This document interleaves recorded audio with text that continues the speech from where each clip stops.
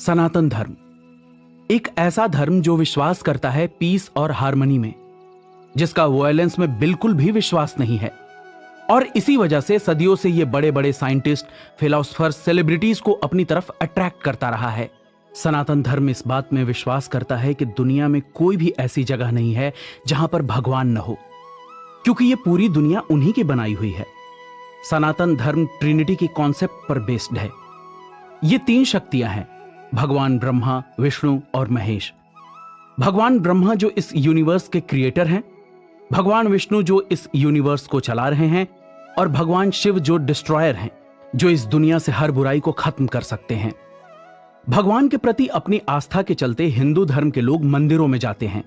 जब भी आप मंदिर में किसी भी देवी देवता के दर्शन और पूजा करने जाते हैं, तो आपने इस बात पर जरूर गौर किया होगा कि उनके हाथ में अस्त्र शस्त्र यानी कि हथियार जरूर होते हैं। ऐसे में आपके मन में कभी ना कभी यह ख्याल जरूर आया होगा कि पूरे यूनिवर्स की भलाई के रास्ते पर चलने वाले सनातन धर्म की आस्था के प्रतीक देवी देवताओं की मूर्तियों के हाथ में हथियार प्रतीक स्वरूप क्यों होते हैं? आखिर ऐसे क्या रीजंस रहे होंगे? अगर आप भी इन सवालों के जवाब खोज रहे हैं, तो आपको इन सवालों के जवाब हमारी इस सीरीज के दौरान मिल जाएंगे। जैसा कि हम जानते हैं कि भगवान ब्रह्मा, विष्णु और महेश को इस यूनिवर्स का हेड माना गया है, और ये तीनों ही देवता अस्त्रों और शस्त्रों से लैस हैं। ऐसा माना जाता है कि ह्यूमैनिटी और हिंदू रिलीजन को प्रोटेक्ट करने के लिए इन देवताओं के हाथ में अस्त्र शस्त्र होते हैं। देवों के देव महादेव भोलेनाथ के पास उनका सबसे बड़ा अस्त्र और शस्त्र उनका ट्राइडेंट यानी कि त्रिशूल है। भगवान विष्णु जिन्होंने हर युग में अवतार लिया, उनके हाथ में सुदर्शन चक्र होता है, जो इस पूरे यूनिवर्स के सबसे डेडली और पावरफुल अस्त्रों में से एक है। इस सब में हैरान कर देने वाली बात यह है कि त्रिदेव ब्रह्मा, विष्णु और महेश में भगवान शिव और विष्णु के पास तो हथियार हैं, लेकिन ब्रह्मा जी के पास कोई हथियार नहीं है। उनके हाथ में लोटस फ्लावर यानी कि कमल का फूल होता है।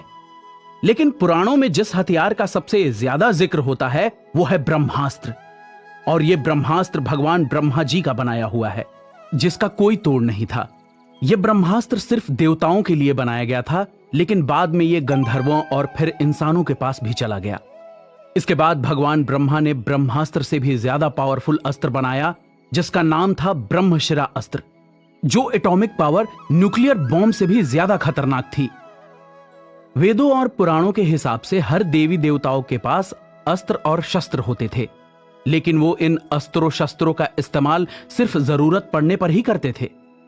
माइथोलॉजिकल स्क्रिप्चर और होली बुक्स में ऐसी कई कहानियां मिलती हैं जहां देवताओं ने समय समय पर इन अस्त्रों और शस्त्रों का इस्तेमाल यूनिवर्स की भलाई के लिए किया था। महाभारत और रामायण एरा में ब्रह्मास्त्र और ब्रह्मशिरा अस्त्र का इस्तेमाल हुआ था। आखिर यह ब्रह्मास्त्र है क्या? इसे भगवान ब्रह्मा ने किस पर्पस से बनाया था? इन सारे सवालों के जवाब आपको हमारी इस सीरीज में मिलेंगे।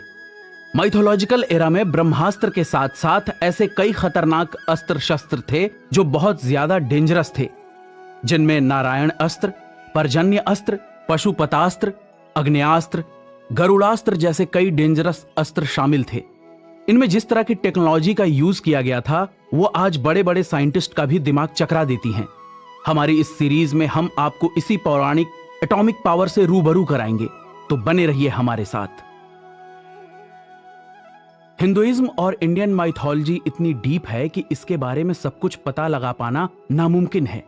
हिंदुइज्म की ग्लोरियस हिस्ट्री कई मिस्ट्रीज से भरी पड़ी है, जिसमें सबसे ज्यादा मिस्टीरियस हैं देवी देवताओं के अस्त्र और शस्त्र की कहानी।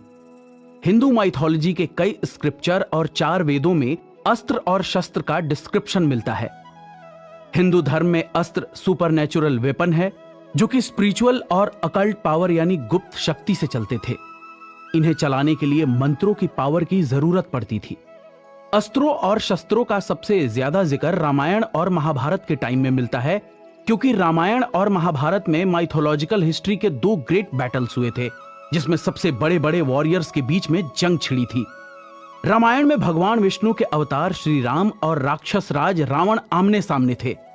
लंका, जिसे आज हम श्रीलंका के नाम से जानते हैं, में भगवान राम और रावण के बीच करीब 33 दिनों तक युद्ध चला था, जिसमें दोनों तरफ से एक से बढ़कर एक अस्त्रों और शस्त्रों का इस्तेमाल हुआ था।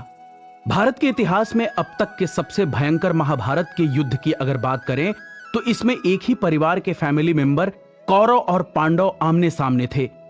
महाभारत का यह युद्ध 18 दिनों तक चला था, जिसमें दोनों तरफ से ऐसे ऐसे अस्त्रों और शस्त्रों का इस्तेमाल हुआ था जिसने सब कुछ बर्बाद कर दिया था। पांडवों की तरफ से खुद भगवान विष्णु के अवतार श्री कृष्ण इस बैटल को लीड कर रहे थे। हालांकि भगवान कृष्ण ने खुद महाभारत के युद्ध में हथियार नहीं उठाए थे, लेकिन वो पांडवों के साथ हर पल खड़े थे। अर्जुन का सारथी बनकर वो इस बैटल पर पूरी नजर रखे हुए थे। महाभारत के युद्ध में एक तरफ कौरवों के पास भगवान कृष्ण की नारायणी सेना थी, तो दूसरी तरफ पांडवों के पास खुद भगवान कृष्ण। लेकिन जब पांडवों और कौरवों के बीच ये महायुद्ध खत्म हुआ तो आखिर में कुछ भी नहीं बचा था।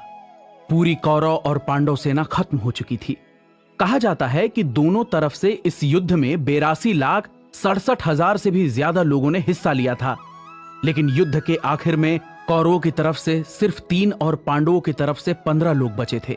यानी कि कुल मिलाकर सिर्फ 18 लोग ही इस बैटल में जिंदा बचे थे। इन अस्त्रों और शस्त्रों की ताकत का अंदाजा इसी से लगा सकते हैं कि महज 18 दिन में 82 लाख से ज्यादा लोगों ने अपनी जान गंवा दी थी। रामायण और महाभारत के बैटल में बड़े बड़े वॉरियर्स के पास एक से बढ़कर एक अस्त्र थे, तो उनकी सेना के पास हाईटेक शस्त्र थे। ये वॉरियर्स डेंजरस वेपन से लैस थे। उनके पास ऐसे ऐसे अस्त्र और शस्त्र थे जो आज की न्यूक्लियर, हाइड्रोजन और थर्मोपावर बॉम्ब से भी ज्यादा पावरफुल थे। अस्त्र और शस्त्र ये दोनों नाम एक साथ लिए जाते हैं, लेकिन दोस्तों इन दोनों में बहुत अंतर है। कुछ लोग अस्त्र और शस्त्र को एक ही समझते हैं, लेकिन ऐसा बिल्कुल नहीं है। अस्त्र वो होते हैं जो देवताओं की शक्ति से बनाए जाते थे, जिनमें उन देवताओं की सारी एनर्जी और पावर कंटेंट होती थी। एक तरीके से ये अस्त्र उन देवताओं के फ्रैक्शन होते थे, जिसमें इनकी पूरी एनर्जी को किसी हथियार में डालकर उसे अस्त्र का रूप दिया जाता था। एंशिएंट टाइम में गुरु अपने शिष्यों को इन मंत्रों की नॉलेज देते थे। इन मंत्रों में इतनी पावर होती थी जिससे कि किसी भी देवता के अस्त्र को बुलाया जा सकता था, जिनमें सुपरनैचुरल पावर्स होती थी।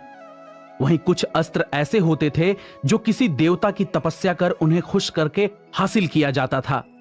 लेकिन इन अस्त्रों का इस्तेमाल कुछ ही सिचुएशन में किया जा सकता था। कभी भी और किसी पर भी इन अस्त्रों का इस्तेमाल नहीं किया जा सकता था। रामायण और महाभारत में ऐसे कई वॉरियर्स थे जिनके पास सभी देवताओं के अस्त्र थे। महाभारत एरा में परशुराम, भीष्म पितामह, अर्जुन और गुरु द्रोण उन लोगों में से थे जिनके पास सारे अस्त्र थे। तो वहीं कहा जाता है कि रामायण एरा में रावण के बेटे मेघनाद के पास सारे अस्त्र थे। उसने भगवान इंद्र को हराकर इंद्रलोक पर कब्जा कर लिया था, इसीलिए मेघनाद को इंद्रजीत भी कहा जाता था। वहीं भगवान राम, जो खुद विष्णु के अवतार थे, उनके पास अस्त्रों की कोई कमी नहीं थी। अब बात करते हैं शस्त्रों की। शस्त्र वो होते थे जो किसी मेटल और लकड़ी से बनाए जाते थे। इन्हें बनाने के लिए पीतल, तांबा, सोना और चांदी का इस्तेमाल किया जाता था। ये वो हथियार थे जो किसी पर फेंके नहीं जा सकते थे। इनका इस्तेमाल हाथों से किया जाता था। तलवार, खप्पर, भाला और गदा जैसे हथियारों को शस्त्र कहा जाता था, जिनका इस्तेमाल उस समय युद्ध में किया जाता था। ज्यादातर इस तरह के हथियार सेना के पास होते थे जो आमने सामने की लड़ाई लड़ते थे। अस्त्रों की पावर अनलिमिटेड होती थी। उनके इस्तेमाल में एक ही बार में दुश्मन को खत्म किया जा सकता था, जिनमें ब्रह्मास्त्र, ब्रह्मशिरा अस्त्र, नारायण अस्त्र, सुदर्शन चक्र, त्रिशूल, पाशुपतास्त्र जैसे घातक और लिमिटलेस पावर से भरे अस्त्र थे। हमारे आने वाले एपिसोड्स में हम आपको इन अस्त्रों की पावर और इनकी एग्जिस्टेंस के बारे में बताएंगे। साथ ही ये भी बताएंगे कि आखिर देवताओं को इन सुपरनैचुरल पावर से भरे हथियारों की जरूरत क्यों पड़ी। आखिर क्यों इस संसार के क्रिएटर और जगत पिता ब्रह्मा ने ब्रह्मास्त्र और ब्रह्मशिरास्त्र जैसे हथियारों को बनाया।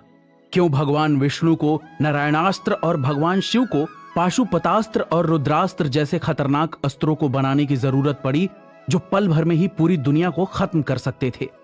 अगले एपिसोड में हम जानेंगे ब्रह्मा जी के ब्रह्मास्त्र के बारे में। तो कहीं